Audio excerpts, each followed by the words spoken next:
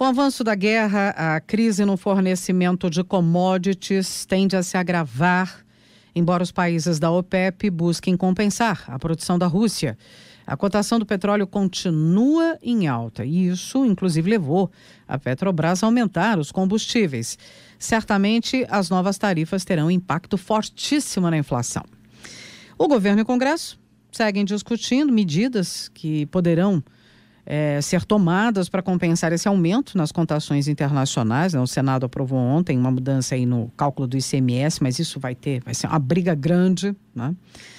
Mas cabe perguntar por que o etanol não entra na lista de opções do governo e do Congresso. Então, nós temos uma alternativa. Outro problema que também entrou no radar é a falta de fertilizantes para o plantio da próxima safra. Com embargo aos produtos russos, grande fornecedor, não é, de fertilizantes para o Brasil, está difícil encontrar fornecedores que possam compensar essa queda na oferta. E o governo acena com a liberação da mineração em terras indígenas, não é? Também já falamos sobre isso aqui como uma alternativa. Essa seria efetivamente uma solução? Então vamos tentar analisar esses possíveis caminhos, né? E eu converso sobre o assunto com o professor Pedro Luiz Cortes, da ECA, Escola de Comunicações e Artes, da USP, também do IEE, o Instituto de Energia e Ambiente. Tudo bem, professor Pedro? Bom dia, bem-vindo. Bom dia, Roxane, bom dia, ouvintes. É um prazer falar com vocês. Muito bem. Temos alternativas, professor, a esse quadro que se põe, né? Além dos nossos problemas agora, essas consequências em função da guerra. Que medidas poderiam ser tomadas para compensar a alta do barril de petróleo?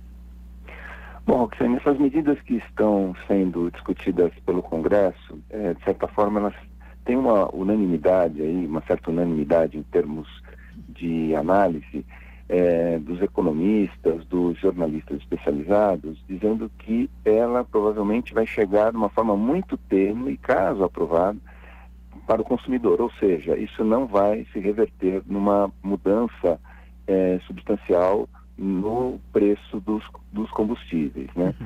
A verdade é que o custo de extração do petróleo, incluindo aí comercialização, né, impostos, tal, chega a $30 o barril, né, aqui no Brasil, o petróleo que a Petrobras extrai aqui no Brasil.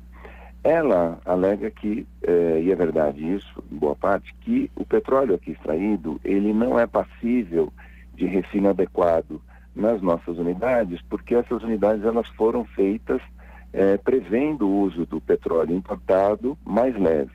Então, normalmente a Petrobras, ela vende esse óleo mais pesado no mercado externo e importa o óleo mais leve para refino ou importa diretamente a gasolina já refinada.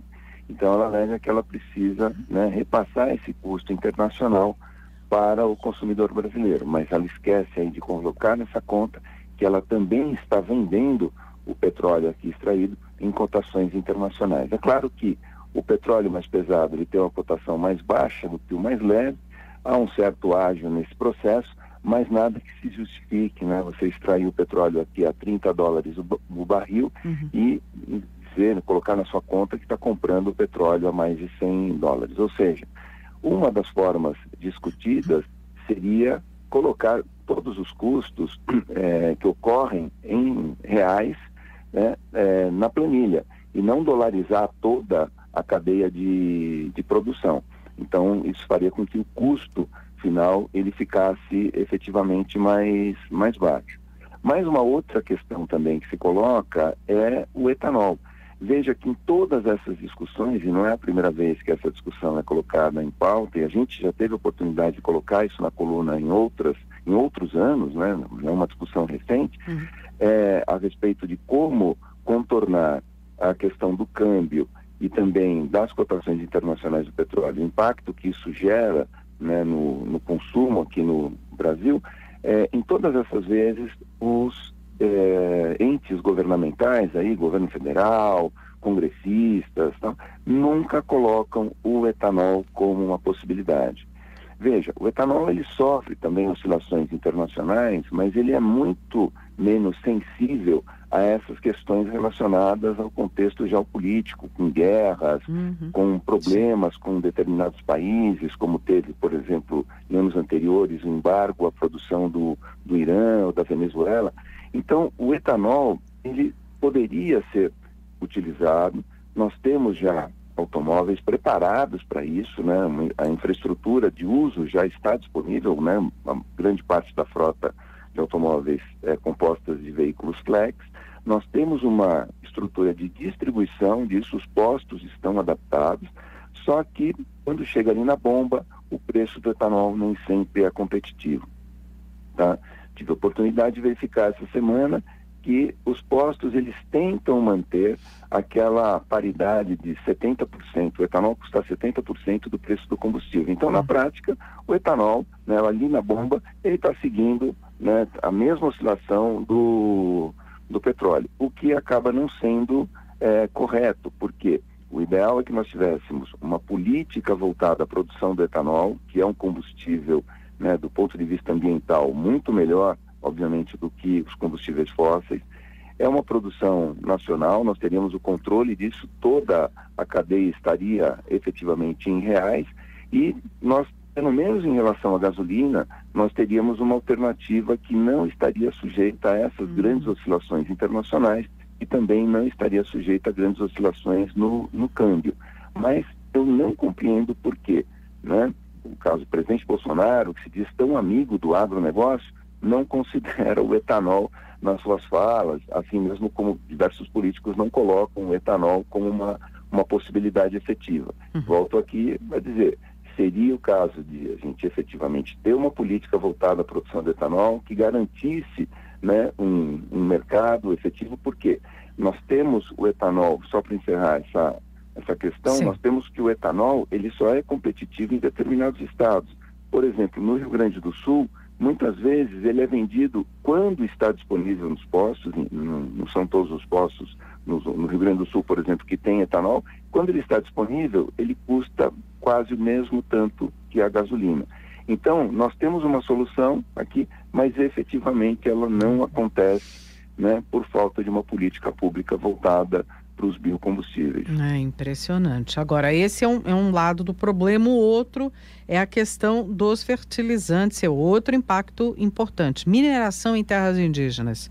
Está se tentando avançar com isso rapidamente, porque se acredita que vai suprir, vai resolver o problema, a demanda de fertilizantes? Essa é uma posição muito oportunista do governo federal, né? Porque ele tenta usar isso como uma justificativa para liberar, né, o que ele vem tentando já há um bom tempo, liberar a mineração e outras atividades nas terras indígenas. Na verdade, não há nenhuma comprovação de que as terras indígenas, elas tenham esses fertilizantes, né, esses minerais que são utilizados na produção de fertilizantes, e mesmo que isso, né, tivesse essa suspeita, olha, indícios, tal, tem que fazer todo um trabalho de pesquisa mineral, todo um trabalho de avaliação de jazidas, depois, verificada a viabilidade econômica, tem que se construir uma infraestrutura de transporte de equipamentos pesados para poder instalar efetivamente a mineração, começar a explorar o minério, beneficiar esse minério, transportar isso.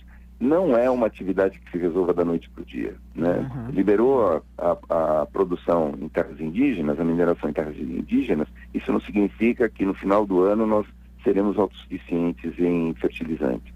Caso haja minério ou os minérios utilizados para a produção de fertilizantes, isso é uma atividade que pode demorar mais de 5 anos, em geral 10 anos, para você começar a viabilizar efetivamente a produção. Então eu vejo assim como de enorme oportunismo por parte do governo federal, que vem tentando já há alguns anos liberar as terras indígenas para a produção, não só para mineração, mas produção agrícola, e isso é um grande risco porque as áreas indígenas, né, as terras indígenas são as áreas mais preservadas até o momento no país, até mesmo do que as grandes reservas, né? Até mais do que as grandes reservas, mas efetivamente o governo usa isso como um pretexto.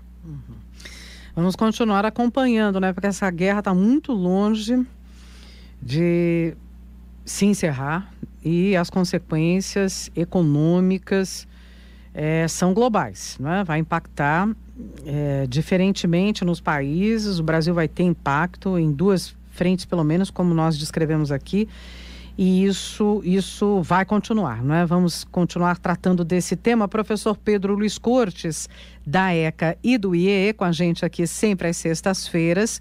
Lembrando que você pode acompanhar nossas conversas semanais. Publicamos, claro, no jornal.usp.br, vai lá na barrinha Atualidades, Jornal da USP no ar, primeira edição. Você pode acessar e compartilhar. E também no canal no YouTube, O Ambiente é o Nosso Meio. Professor Pedro, muito obrigada mais uma vez. Eu que agradeço, um abraço, uma boa semana a todos.